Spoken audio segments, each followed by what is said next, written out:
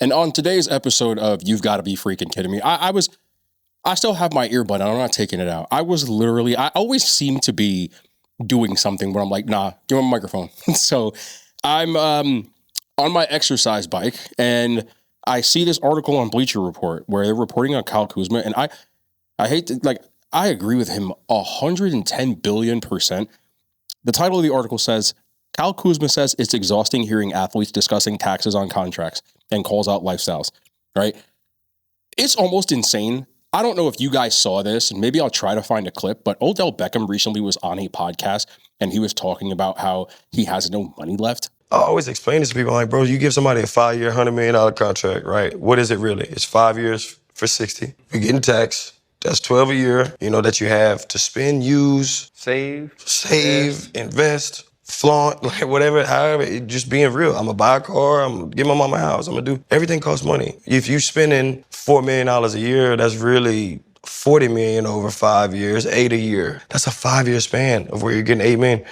Can you make that last forever? And you always hear the people who ain't us and ain't been in the position, like, oh, well, that would last a lifetime. We weren't taught about no financial literacy and all the way. We weren't talk about it all the time. We weren't taught this skill. So yeah, he's breaking down his $50 million contract, and in his expenses, he's like, you gotta save, you gotta flaunt. Like, you don't gotta flaunt, bro. It's not a rule to say you have to flaunt. And how much flaunting is it to blow through? Even if they're taking out more than half of $50 million, that's still $25 million. The average person in this country will never see that much money if you added up all of their paychecks in their entire life. And there are professional athletes out here that are upset that they're being taken advantage of, and it's hard to live on multi-million-dollar a year contracts. Now, do I think taxation is fair for everybody under certain circumstances? No, but if you expect me to feel bad for someone that makes 7 figures in a year, you're out of your freaking mind. I just wanted to add a little post-editing tidbit in here. While I was sitting here, I don't want it to look like I was completely picking on Odell Beckham, because if you listen to the entire context of what he said, I agree. The mismanagement of money is absolutely ridiculous, but he also said that a lot of people weren't taught financial literacy. And that is a reason why this type of thing happened. I still think even with that, it's insane some of the things he spent his money on. But I also do agree that some people aren't taught that financial literacy. And I think it's very important, which is why I've made videos about it, because you can spend money. If you have it, it can be spent. Unless you have like Elon Musk's portfolio, you can spend that money. You can spend millions 100%. So I'm not trying to act like I'm picking on him completely. And I wanted to make sure I add that in here, because this isn't me saying, oh, he's an idiot. He was trying to be real about how silly and stupid that he was, which I agree was stupid. Article says Milwaukee Bucks veteran forward Kyle Kuzma isn't buying into the notion that taxes on athletes' contracts make them unable to earn a proper living, which I can't even say with a straight face. He basically tweeted, not gonna lie, it's exhausting hearing athletes break down how their millions aren't really millions after taxes and fees. 40 million after taxes is still 40 million. The real issue isn't the system, it's a lifestyle creep. It's lifestyle creep. Oh, my bad. We're just reading. Nobody told you to live like a king, buy cars, or move with a 10-person. I don't know what else he put. I don't have X, so I can't get into it. Then someone said, seriously, like the rest of this population isn't taxed or has expenses, LOL. And they say it like they're going to get empathy from regular folks that are using credit card rewards points for groceries right now. Wild. Yeah, I talked about the OBJ thing, and this is him breaking down the quote, end quote, real math on a $100 million NFL contract. On paper, you get $100 million. This is insane. I'm just trying to read this out loud. Actually guaranteed is $60 million. What's left is $8 million a year. If you gave the average person $8 million for the rest of their life, they would retire. They would retire. So he's like, for 5 years, that's it. And then I saw another one about CJ McCollum. He basically was trying to talk about how he was breaking it down, but he says he was misquoted, but he says his contract was cut in halves, and then all the fees forced him to rely on his endorsement deals to get by.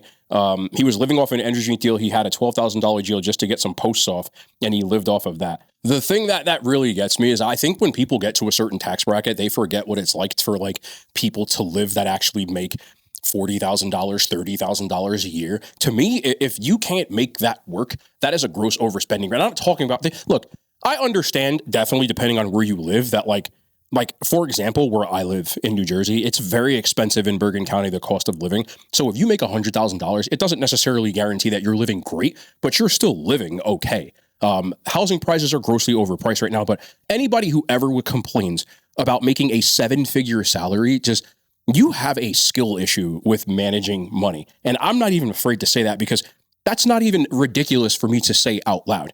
I'm not really a person that talks about my own finances, but doing this social media gig, I've been able to do okay for, as far as like what it's been able to generate. Now, are there expenses and cool? But I feel like personally, I couldn't imagine what it's like to make $1 million a year. I'm not a millionaire. I know people think I made a whole video because on the internet it says my net worth is $1 million.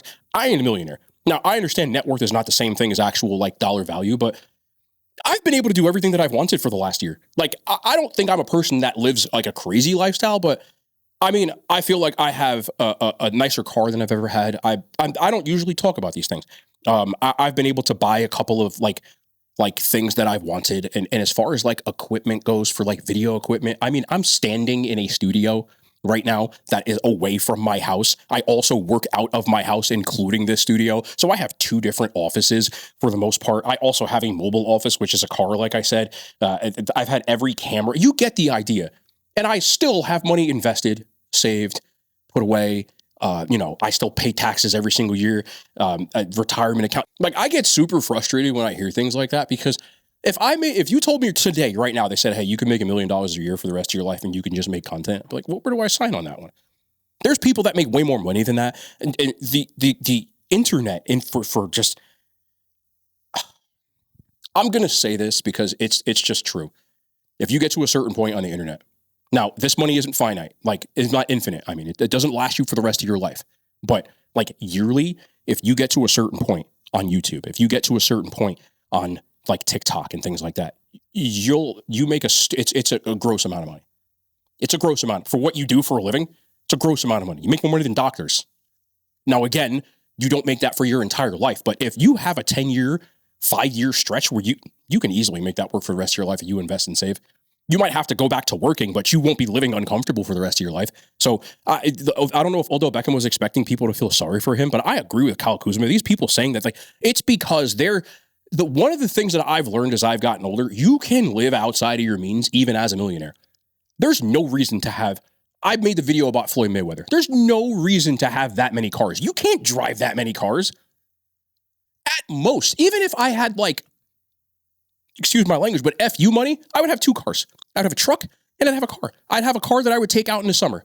That's a goal of mine when it's all said and done.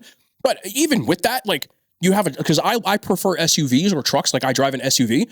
I would have a car, like a car I could take in the summer and have the top down. That's what, like, FU money. Like, do you need 6 houses that aren't investment properties and 10 swimming pools and a tennis court in your backyard and 48,000 pairs of shoes? I'm going to show you this picture. I'm going to put it up on the screen right now. This is Odell Beckham's shoe closet in his house that he's selling now. That shoe closet is bigger than a Foot Locker. They don't make Finish Line anymore, but it's bigger than a Foot Locker. It looks like a shopping mall. You really needed to put that in your house? You're doing that for no particular reason other than I'm just trying to output. And there are some people, athletes are very susceptible to this. Even like, I know people who are like finance bros that do this. When you get to a certain net worth, even billionaires do this. It becomes like a flex off. Like a locker room of pro athletes, I'm telling you, it's not just athletes.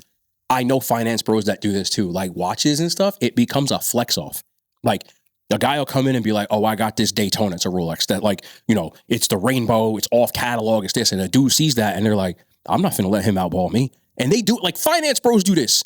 They do it like, you ever see, okay, I'll give you a perfect example. Y'all watch American Psycho? Y'all see the scene where Patrick Bateman and them guys are in there with the cards and like think, and they're pulling out the cards. They do that with like real life stuff. Understand why billionaires do stuff like this, but they do have competitions where they're trying to show each other like who has the best yachts. Jeff Bezos has a yacht worth $500 million. Mark Zuckerberg has a yacht worth $300 million. I know Roman Abramovich, who was the owner of Chelsea, I'm looking at right here, also at one point was high up. The owner of the Jaguars is up on that list. And athletes will do the same thing with watches, with shoes. Exclusivity, you don't have these on, you don't have the. That's where people go crazy when you're trying to spend their money. I'm a person that believes that you do, to a certain extent, if you want to have nice things, get them within reason. Make sure that you're investing an equal amount of money. Make sure I've talked about, I'm not here to give you finance tips today, but I just thought this was absolutely hilarious that someone could sit here and say, well, $12 million a year isn't a lot of money. Give an average person $12 million right now and see what they do with it. I'm glad Kyle Kuzma said something, because I keep hearing about all these people. Well, you know how much they take with taxes. If I have that much money, even if you took half of it, I'm good. Now, on the flip side, this isn't a boo-hoo, feel sorry for me thing, but millionaire athletes are one of the few professions, because they're not considered business owners, that they pay they can't write money off on their taxes. That gets fully taken out of their paycheck because they're salaried employees of an organization, whereas the owners of the team don't. And, they have all kinds of tax loopholes and stuff like that, and that's a big reason why Caleb Williams, for people who don't know, a couple of years ago when he was a rookie, he tried to get them to pay him through an LLC. Now, he tried to skirt the system, and them billionaire owners are like, I don't think so. That's what he was trying to do.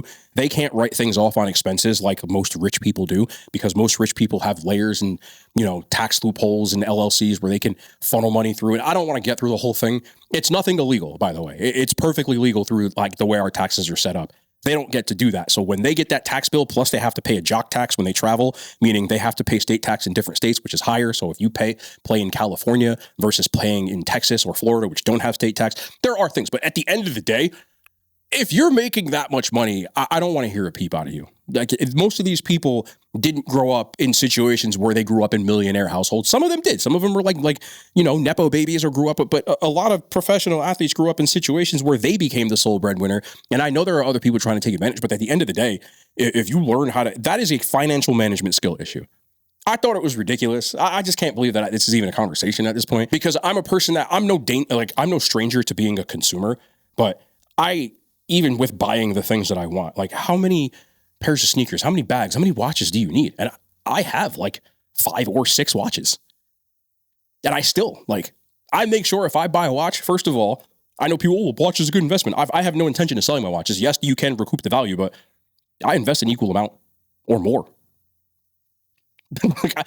I'm not here to talk about that stuff. I just thought this was crazy. I had to stop my damn workout just to say, I made $12 million, man, ain't a lot of money. In what world? Anyway, no outro on this channel.